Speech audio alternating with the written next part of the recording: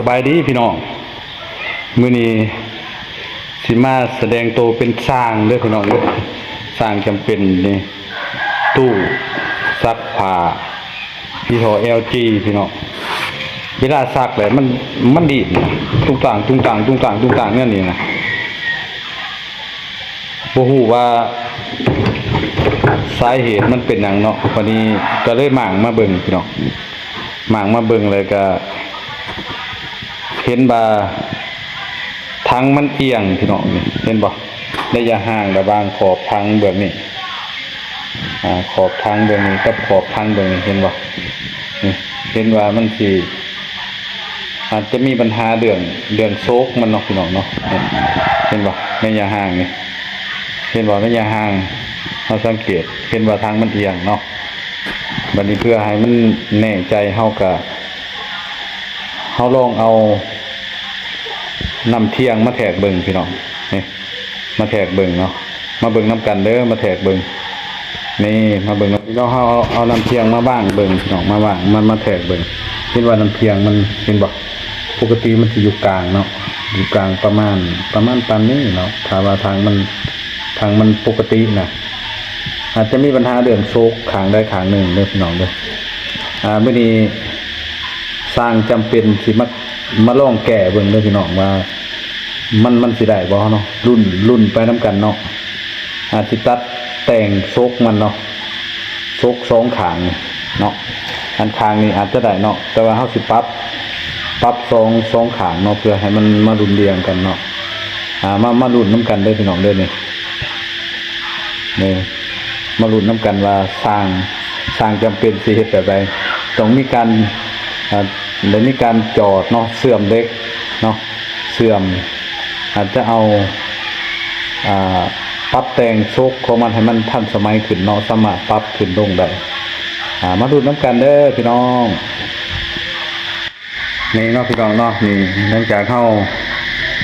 ในม่างโชคสองข้างออกมาเลยเนาะพี่น้องเนาะนี่ก็คือโซกตู้ซักผ้าเลยพี่น้องเลยแล้วสิปั๊บเอาตัวอันนี้มาใส่เนาะตัดทรงส่วนนี้สิเอานี่ใส่เพื่อจะเฮ็ดให้มันสามารถปรับขึ้นปรับลงได้เนาะตามต้องการเนาะอันนี้แม่นไอเดียเด้อพี่น้องเด้อไอเดียลองเบิ่งมาลุ้นนำกันว่ามันสิใส่ได้บ่เนาะพี่น้องเนาะแต่มาดุนเบิ่งน้ำกันเนาะนี่เนาะวิธีสิเฮ็ดนี่เฮาก็วัดเนาะพี่น้องเนาะวัด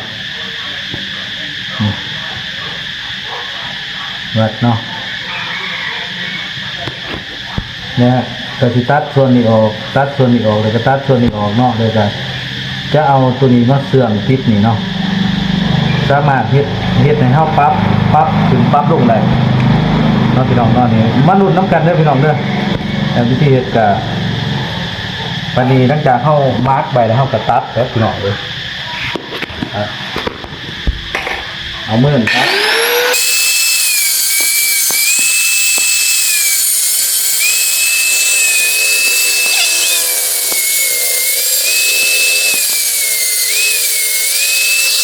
ก็จะว่าเสื่อมด้วยกันเนาะพี่น้องเนาะเสื่อ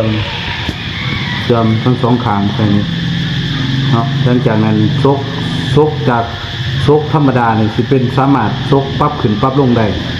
ตามสบายเนาะพี่น้องเนาะนี่มันรุ่นน้ำกันได้ว่าการใช้งานมันสิใส่งานได้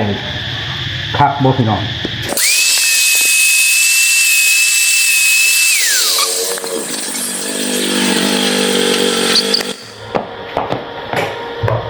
ถ้ากระจอดน้องพี่น้องทำการเชื่อม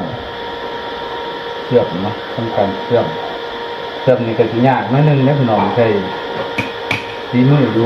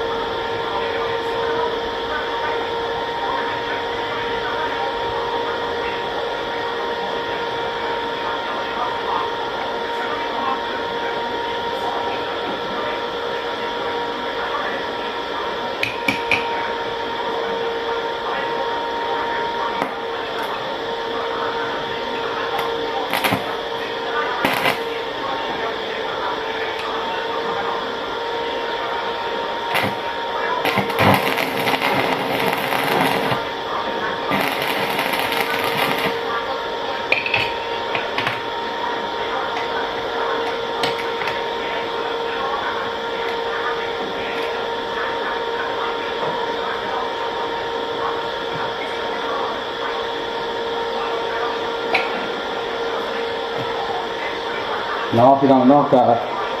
ทำการเสื่อมเนาะ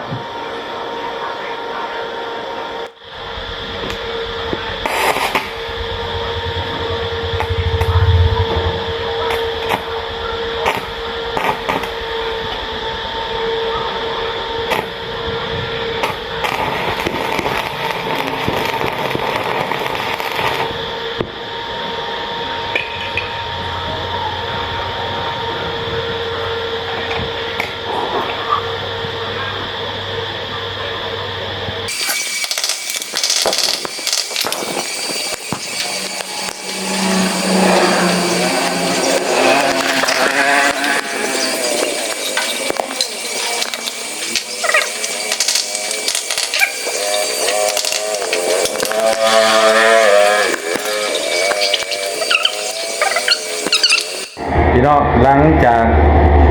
ดัดแปลงซุปเนาะแล้วก็มาปั่นเบิงปั่นแหงเบิงพี่น้องแต่ก่อนนี่ปั่นแหงนี่มันสิโครงโครงเคงเลยพี่น้องคือที่ว่าหลังจากดัดแปลงซุปก็ที่ว่าใส่ได้ปกติเด้อพี่น้องเด้อนี่มื้อนี้ถือว่าสร้างสมัครเล่นเฮ็ดเนาะมื้อนี้เนาะและมีการตัดซุกแล้วก็เป็นใส่ให้มันสามารถปรับขึ้นลงได้เนาะแต่ว่ามันบรุนเรียงเขาก็สามารถปรับเอาตามต้องการเลยเนาะนี่ที่ว่าได้ปกติเด้อพี่น้องเด้อนี่อันนี้มันอาจจะมีหลายสาเหตุอยู่แต่ว่าสำหรับของที่ใส่อยู่ในของข้าพเจ้าเองนี่ก็มันแก้ไขตัวเดียวที่ว่าใส่ได้ด้วยเนาะนี่ดัดปั๊บซุปเนาะนี่ภายหลังที่แปลงก็สามารถมาใส่ได้งานได้ปกติอีกเด้อพี่น้องบายบายเจอกันใหม่เด้อคลิปหน้าฝากสนับสนุนเนาะส่องอาร์ตชาแนลเด้อเพื่อเป็นกำลังใจบายบาย